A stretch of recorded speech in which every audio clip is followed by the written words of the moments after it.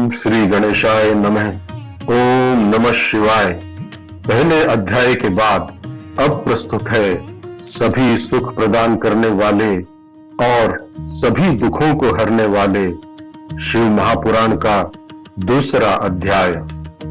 यदि वीडियो पसंद आए तो इसे लाइक और शेयर करें और हाँ, चैनल को सब्सक्राइब करके बेल आइकन जरूर दबाएं ताकि अगले अध्याय की सूचना आपको तुरंत मिल जाए। तो आइए शुरू करते हैं दूसरा अध्याय। अथ द्वितीय अध्याय। शिव पुराण के श्रवण से देवराज को शिवलोक की प्राप्ति।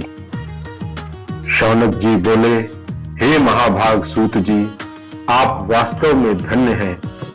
परमार्थ तत्व के ज्ञाता होने के कारण आपने हम सब पर कृपा की और यह अद्भुत व दिव्य कथा सुनाई।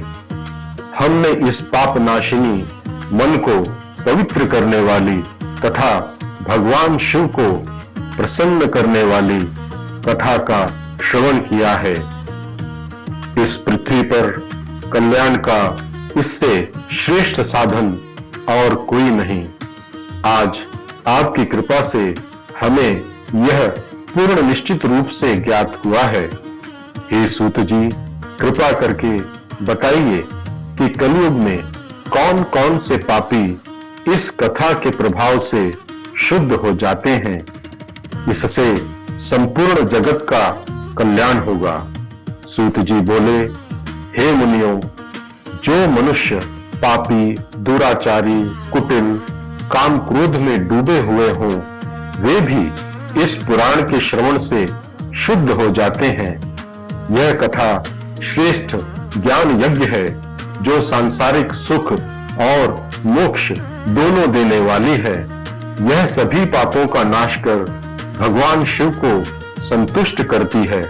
अत्यंत लालची, असत्य प्रिय, माता पिता से द्वेष करने वाले, पाखंडी और हिंसक स्वभाव के लोग भी इससे पवित्र होते हैं। जो लोग वर्णाश्रम धर्म का पालन नहीं करते, ऋषालु, छल कपट में लगे, क्रूर और निर्दयी हों, वे भी इस ज्ञान यज्ञ से शुद्ध हो जाते हैं। ब्राह्मणों के धन पर जीविका चलाने वाले, व्यभिचारी, शठ और दूषित बुद्धि वाले लोग भी इस पुराण के प्रभाव से निर्मल हो जाते हैं। इस पुराण श्रवण का पुण्य बड़े बड़े पापों का नाश कर देता है, भोग और मोक्ष प्रदान करता है तथा भगवान शंकर को प्रसन्न करता है। इस विषय में एक प्राचीन इतिहास भी कहा जाता है, जिसके श्रवण मात्र से पापों का पूर्ण नाश हो जाता है। बहुत समय पहले किरात नगर में देवराज नाम का एक ब्राह्मण रहता था। वह अज्ञानी, दरिद्र, रस बेचकर निर्वाह करने वाला और वेद मार्ग से विमुख था। स्नान, संध्या आदि सत्कर्मों से भ्रष्ट हो चुका यह ब्राह्मण वेश्यागमन में ही रत रहता था।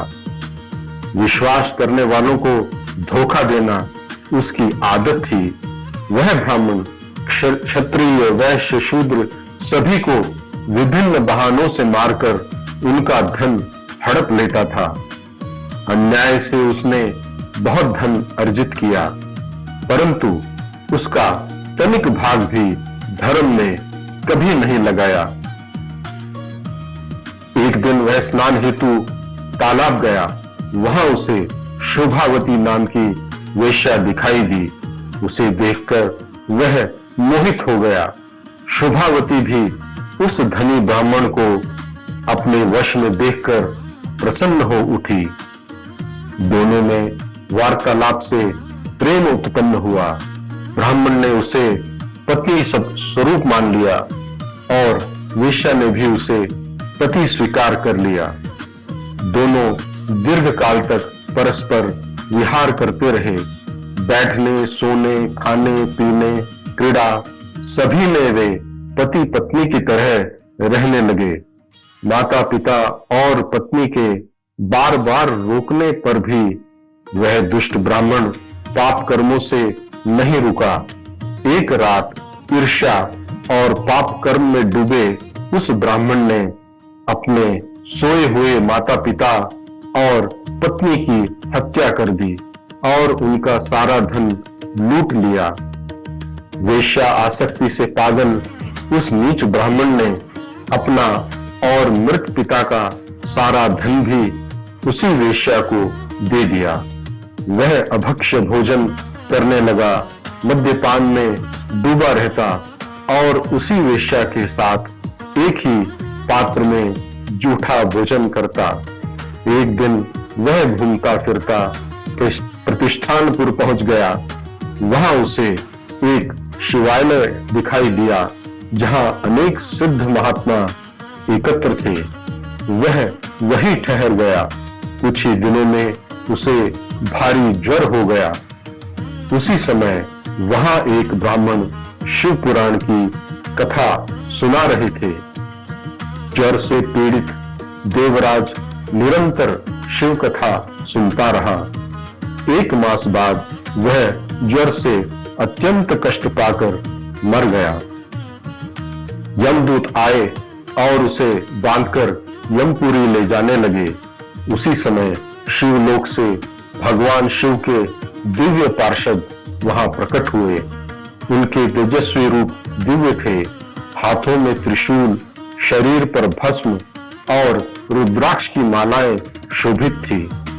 उन्होंने यमदूतों को डांटकर, मारकर देवराज को उनके बंधन से छुड़ाया और अद्भुत विमान पर बैठाकर शिवलोक ले जाने लगे। यमपुरी में इससे भारी कोलाहल मच गया।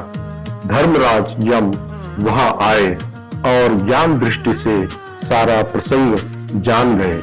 उन्होंने उन शिवदूतों का विधि पूर्वक पूजन किया और भय के कारण कोई प्रश्न न किया। शिवदूत वहां से कैलाश गए और देवराज को दया सागर भगवान सांब शिव के समक्ष प्रस्तुत कर दिया। शिव पुराण की यह परम पवित्र कथा धन्य है, जिसके श्रवण से महापापी भी मुक्ति के योग्य हो जाते हैं। वेदज्ञों ने भगवान सदाशिव के परम धाम को सभी लोकों में श्रेष्ठ बताया है।